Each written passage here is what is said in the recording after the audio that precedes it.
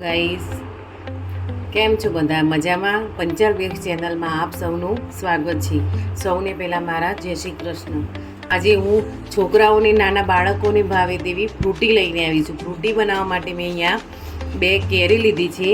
બંને કેરી કેસર છે, મેં ધોઈ અને સાફ કરી લીધી છે.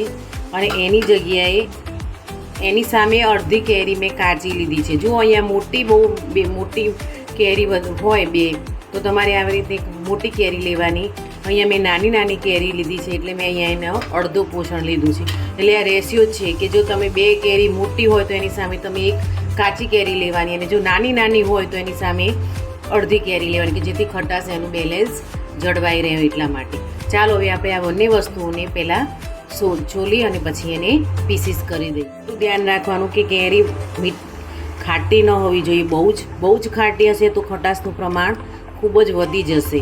એટલે કેરી મીઠી હોય એનું ધ્યાન રાખવાનું.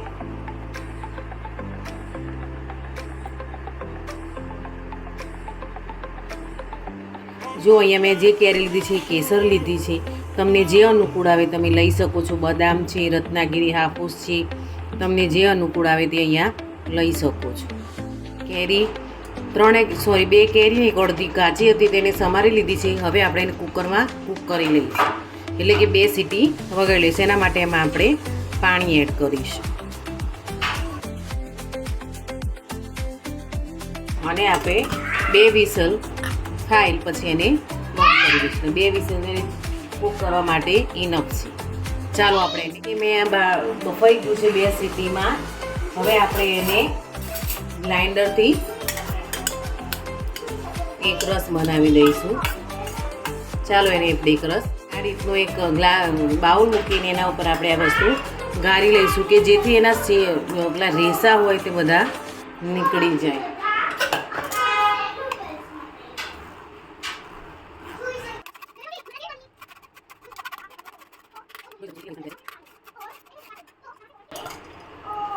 હવે આમાં આપણે એડ કરીશું ખાંડ.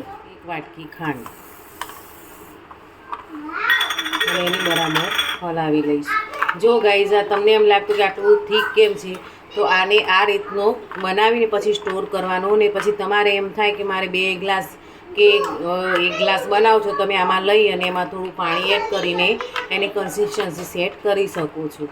અત્યારે આ રીતનું આ ફ્રૂટી છે ઠીક, એને આપણે સ્ટોર કરીશું. જો આ રીતે તમે સ્ટોર કરશો તો એથી ફ્રૂટી 2-3 મહિના સુધી એને કંઈ થતું નથી. ફ્રીજમાં એરટાઈટ જારમાં તમે એને ભરી શકો છો અને સ્ટોર કરી શકો. જ્યારે પણ તમારા છોકરાને પીવાની ઈચ્છા થાય તો તમે એમાંથી બનાવીને આપી શકો છો.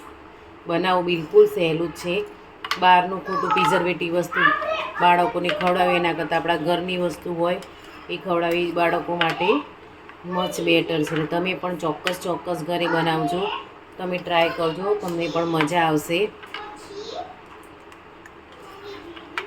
જોઈ શકો છો ઓલમોસ્ટ બધી જ ખાંડ અંદર ઓગળી ગઈ છે. હવે આપણે આને બાઉલમાં એરટાઈટ કન્ટેનર જારમાં આપણે એને ભરી લઈશું, કે જેથી જ્યારે બનાવવું હોય ત્યારે એમાં પાણી રેડીને પાછું જેટલા ગ્લાસ બનાવવું એટલા ગ્લાસ આપણે એમાં બનાવી શકીએ છીએ.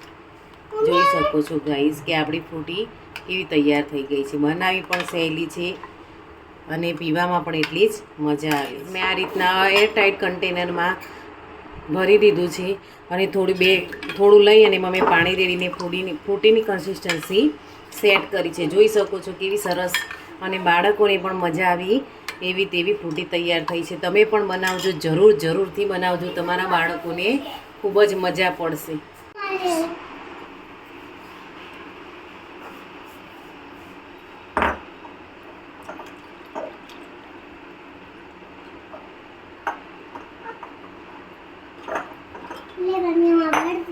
જોઈ શકો છો ગાઈઝ કે આપણી ફ્રૂટી કેવી તૈયાર થઈ ગઈ. આ ફ્રૂટી છે તે ઘટ્ટ છે અને એમાં મેં પાણી એડજસ્ટ કરીને ફ્રૂટીનો ગ્લાસ બનાવ્યો છે. કેવો સરસ બજાર જેવો બિલકુલ તૈયાર થયો છે. તમે પણ બનાવજો, બહુ જ મસ્ત લાગે છે. તમારા છોકરાઓને પણ બહુ જ મજા આવશે. જોઈ શકો છો